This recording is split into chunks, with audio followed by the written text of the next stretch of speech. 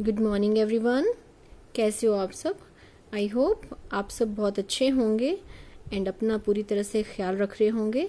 ये स्टूडेंट्स, आपका जो नेक्स्ट टॉपिक है ग्रामर में वो है रचना के आधार पर वाक्य के भेद। वाक्य के भेद दो तरह से किए जाते हैं। जो आपके सिलेबस में है वो है रचना के आधार पर वाक्य भेद।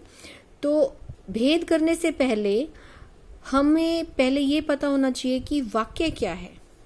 तो देखते हैं वाक्य क्या है। वाक्य एक विचार को पूर्णता से प्रकट करने वाले क्रमबद्ध सार्थक शब्द समूह को वाक्य कहते हैं।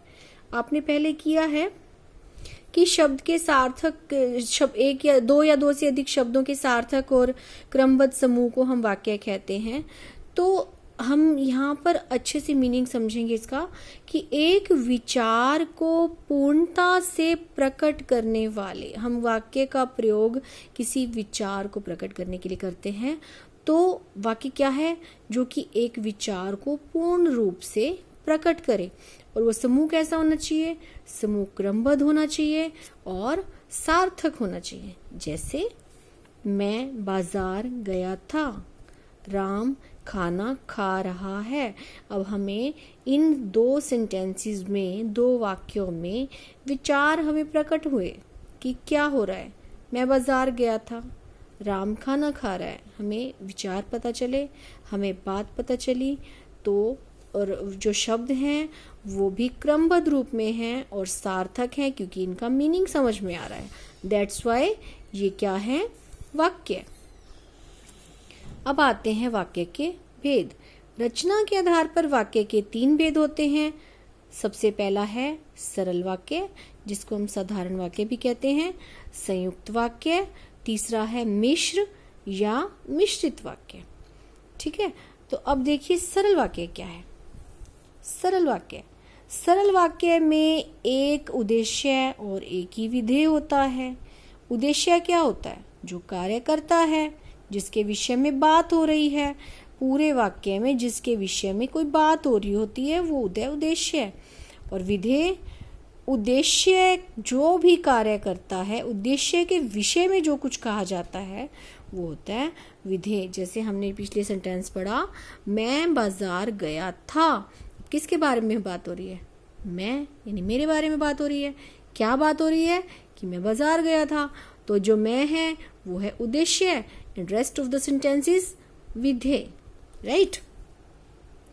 नेक्स्ट क्या है इसमें एक ही क्रिया होती है जो मुख्य क्रिया होती है। इसमें उपवाक्य नहीं होते, यानी एक सिंगल सेंटेंस होता है। छोटे छोटे वाक्यों का इसमें संयोजन नहीं होता है। इसमें कर्ता, कर्म, पूरक क्रिया और क्रिया विशेषण में से कुछ घटकों का प्रयोग होता है। ये सब चीजें वहां नहीं मिलती हैं।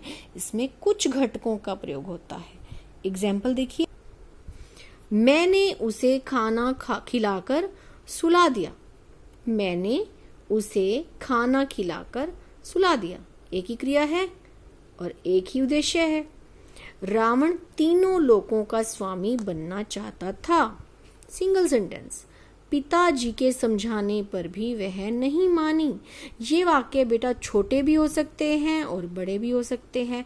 तो जरूरी नहीं है कि वाक्य छोटे छोटे हों, ये बड़े भी हो सकते हैं। देखिए, ये आवश्यक नहीं है कि सरल वाक्य छोटे हों, वे लंबे भी हो सकते हैं। जैसे ये वाक्य लंबा है। अब अगर हो वह नहीं मानी तो भी ये सरल वाक्य है। पिताजी के समझाने पर भी वह नहीं मानी तो भी ये सरल वाक्य है। राइट। तो नेक्स्ट भेद है इसका संयुक्त वाक्य। संयुक्त वाक्य में दो या दो से अधिक स्वतंत्र वाक्य योजक चिन्हों के द्वारा जुड़े रहते हैं। अब ये योजक चिन्ह क्या होते हैं? इसको इंग्लिश में आप बोलते हो कंजक्शंस या लिंकर्स। जैसे किंतु, परंतु, और, तथा, इसलिए, या, अथवा, अन्यथा, अतः इत्यादि जो हैं वो योजक शब्द होते हैं। और जो योजक शब्द हैं वो समुच्चय बोधक अव्यय होते हैं। आपने जब अव्यय किए थे तो अव्यय के एक पार्ट जो में था, जो वो है समुच्चय बोधक अव्यय। तो ये जो है समुच्चय बोधक अव्यय होते हैं। समुच्चय बोधक अव्यय को ही हम योजक कहते हैं।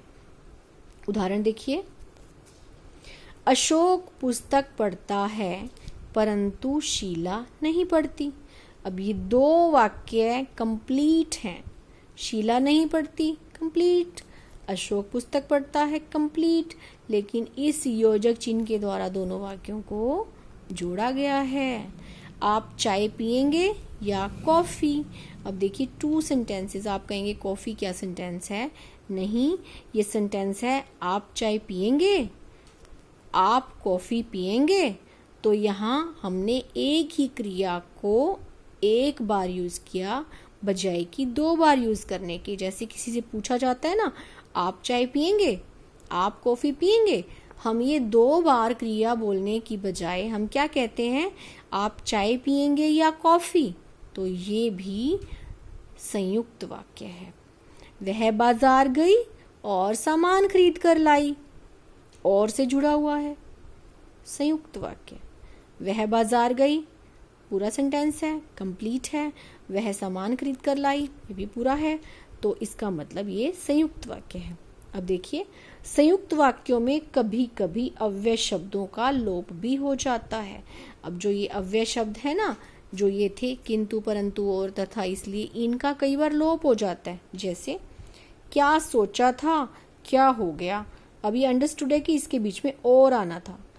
क्या सोचा था और क्या हो गया, लेकिन हमने और का प्रयोग नहीं किया, तो फिर भी ये संयुक्त वाक्य है। काम किया है, पैसे तो मांगूंगा ही। काम किया है तो इसलिए पैसे तो मांगूंगा ही, इसलिए यहाँ पे लोप है। यहाँ पे और का लोप था, लेकिन ये संयुक्त वाक्य है। क्लियर? अब देखिए नेक्स्ट जो है मिश्र वाक्य। थर्ड पार्ट जो है इसका मिश्र वाक्य। मिश्र वाक्य में एक से अधिक वाक्य होते हैं। इस प्रकार के वाक्य में एक प्रधान उपवाक्य होता है और शेष जो अन्य होते हैं वो आश्रित उपवाक्य होते हैं। छोटे छोटे वाक्य, जैसे संयुक्त वाक्य में छोटे छोटे वाक्य थे, इसमें भी वही छोटे छोटे वाक्य होते हैं, लेकिन उसमें दोनों ही प्रधान वाक्य होते थे। इसमें एक आश्रित होता है, एक प्रधान होता है, या एक से अधिक आश्रित होते हैं। जो उपवाक्य आश्रित होते हैं उन्हें आश्रित उपवाक्य कहते हैं। ये उपवाक्य आपस में व्यधिकरण योजकों से जुड़े होते हैं, मीन्स अलग करने वाले, यानी कि जो एक दूसरे के साथ यूज होते हैं। जैसे जो के साथ वह यूज हो जाता है, जब, तब, जहां, वहां, की तो जहां भी यूज हो बेटा वहां पे मिश्र उपवाक्य ही होता, मिश्र वाक्य ही होता है। क्योंकि अगर, यदि आदि होते हैं, जैसे जब सीमा ने मेहनत की तब वह प्रथम आई। अब ये देखिए, जब सीमा ने मेहनत की तब वह प्रथम आई। जब और तब से जुड़े हुए हैं ना। जो छात्र परिश्रम करते हैं वे ही सफल होते हैं। जो, वे। जैसे ही सूर्यास्त हुआ चारों तरफ अंधेरा छा गया। अब यहाँ वैसे ही लिखते तो भी सेंटेंस मिश्रित ही था, लेकिन वैसे ही को यहाँ पे स्किप किया गया है, बट ये मिश्रित उपवाक्य है। अब देखिए जोड़े होते हैं, इसमें जोड़े में बना होता है। जहां, वहां, जिसने, वही, यह, जो, यह, जिसने, यदि, तो, जैसा, वैसा, जो, वह, यह, जिसे, जब, तब, ज्यों, त्यों, यद्यपि, तथापि, जैसे, वैसे, जितना, उतना, क्योंकि, चूंकि या इसलिए। क्योंकि के साथ चूंकि भी लगता है और इसलिए भी लगता है। ठीक है। अब हमारे सामने क्वेश्चन आता है कि हम प्रधान उपवाक्य और आश्रित उपवाक्य की पहचान कैसे करेंगे। मैंने आपको बताया कि मिश्रित जो वाक्य होता है उसमें एक वाक्य प्रधान होता है और बाकी जो है वो आश्रित होते हैं, लेकिन हमें पता कैसे चलेगा कि कौन सा प्रधान है और कौन सा आश्रित है। तो इसकी ट्रिक क्या है कि जो मुख्य या प्रधान उपवाक्य होता है उसी की क्रिया मुख्य होती है। आश्रित उपवाक्यों का आरंभ प्राय यदि, जो, क्योंकि, जिसे, जो, जैसे आदि शब्दों से होता है। जो आश्रित उपवाक्य होते हैं ना, उनका आरंभ इन शब्दों से होता है। मिश्र वाक्य को एक सरल वाक्य बदल कर देखें। जो क्रिया अंत तक बनी रहेगी उस क्रिया वाला उपवाक्य प्रधान उपवाक्य होगा। अब ये जो ट्रिक है ये भी आप करके देख सकते हैं। पहली बात तो आप इसी से पहचान जाएंगे। दूसरी बात कि आपको ये पता चलेगा कि यही मुख्य क्रिया है, लेकिन कई बार हमें मुख्य क्रिया का पता नहीं चलता कि मुख्य क्रिया कौन सी है, तो उसका क्या तरीका है। तो इसी के यही तरीका है कि मिश्र वाक्य को एक सरल वाक्य में बदल कर देखिए। जो क्रिया अंत तक बनी रहेगी उस क्रिया वाला उपवाक्य प्रधान वाक्य होगा। जिसकी क्रिया बदल गई वह उपवाक्य आश्रित उपवाक्य होगा। तो एक हम एग्जाम्पल देखते हैं। मैं वहीं खड़ा था जहां से बसें चलती हैं। तो इसको हम सरल वाक्य में बदल कर देखें। मैं बस चलने के स्थान पर खड़ा था। दो क्रियाएं थी ना, खड़ा होना और चलना। तो इसमें रिमेन कौन सी रही? खड़ा होना। इट मीन्स ये प्रधान उपवाक्य है। क्लियर? जिसने टोपी पहनी थी वह व्यक्ति कहाँ गया? पहनी हुई थी, पहनना और जाना, दो क्रियाएं हैं ना। टोपी वाला व्यक्ति कहाँ गया? तो ये क्या है? प्रधान उपवाक्य, राइट।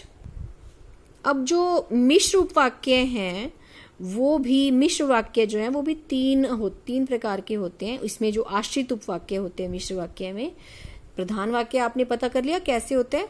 जो आश्रित उपवाक्य हैं वो भी तीन तरह के होते हैं। पहला है संज्ञा उपवाक्य।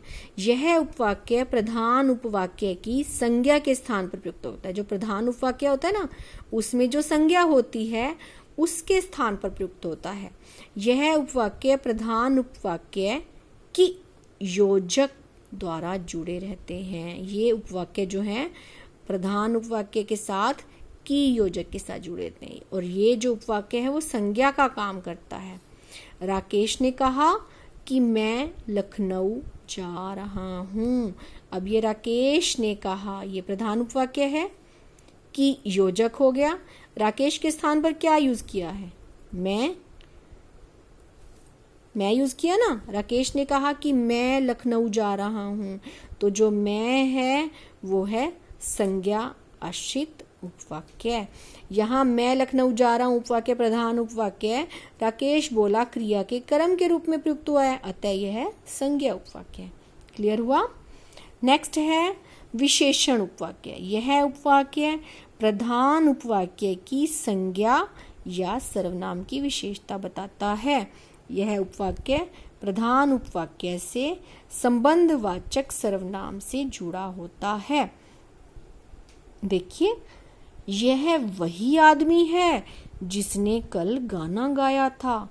आदमी की विशेषता वही आदमी, विशेषण हुआ ना। तो ये विशेषण क्या है? संबंधवाचक सर्वनाम। यह जिसने जुड़ा हुआ ना संबंधवाचक सर्वनाम से।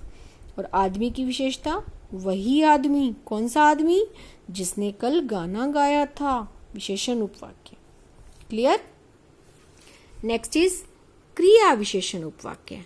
यह उपवाक्य प्रधान उपवाक्य की क्रिया की विशेषता बताता है। जो प्रधान उपवाक्य में क्रिया होती है ना, उसकी विशेषता बताता है। या इस आश्रित उपवाक्य का प्रयोग प्रधान उपवाक्य की क्रिया की विशेषण के रूप में किया जाता है, क्रिया की विशेषता के रूप में किया जाता है। जब तुम दिल्ली पहुंचे तब मैं घर से चला। तो तुम्हारे दिल्ली पहुंचने की विशेषता क्या है? जब, समय, कालवाचक। तब मैं घर से चला, यानी उस समय मैं घर से चला। तो ये क्रिया की विशेषता तब, दिल्ली पहुंचना, जब तुम दिल्ली पहुंचे तब मैं घर से चला। तो तुम्हारे दिल्ली पहुंचने की विशेषता कि तभी मैं भी घर से चला। क्रिया विशेषण उपवाक्य भी 5 तरह के होते हैं। देखिए, कालवाचक, ज्यों ही, इसमें समय का बोध होता है। ज्यों ही मैं स्टेशन पहुंचा त्यों ही गाड़ी चल पड़ी। समय का बोध हो रहा है ना, ये भी कालवाचक ही था, जब और तब। स्थानवाचक, जहां तुम पढ़ते थे वहीं मैं पढ़ता था, ये स्थान बता रहा है, जहां और वहीं। रीतिवाचक यानी कार्य करने का ढंग कैसा है, मैंने वैसा ही किया, कैसा, वैसा, ढंग हो गया ना, जैसा तुमने बताया था।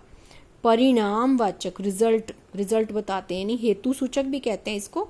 जैसे जैसे आमदनी बढ़ती जाती है वैसे वैसे महंगाई भी बढ़ती जाती है।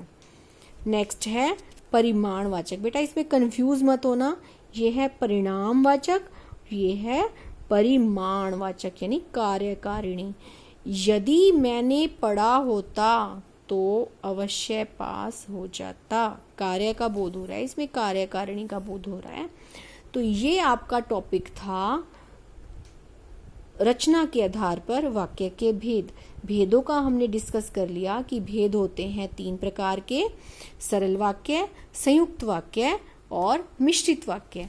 तो आगे इनका हम वाक्य रूपांतरण करेंगे। आपके एग्जाम्स में 2 टाइप से क्वेश्चन आता है। एक तो आपको भेद पहचानना होता है, जैसे ये सेंटेंसेस गिवन है तो आपको ये सेंटेंसेस इस तरह से दिए जाएंगे, आपको बताना होगा कि किस तरह का भेद है। दूसरा टाइप आता है आपका वाक्य रूपांतरण, यानी सरल को मिश्रित में बदलना, मिश्रित को संयुक्त में बदलना, मीन्स एक टाइप को दूसरे टाइप में बदलना। वो आप अगले वीडियो में सीखेंगे। तब तक के लिए thank you. Have a nice day.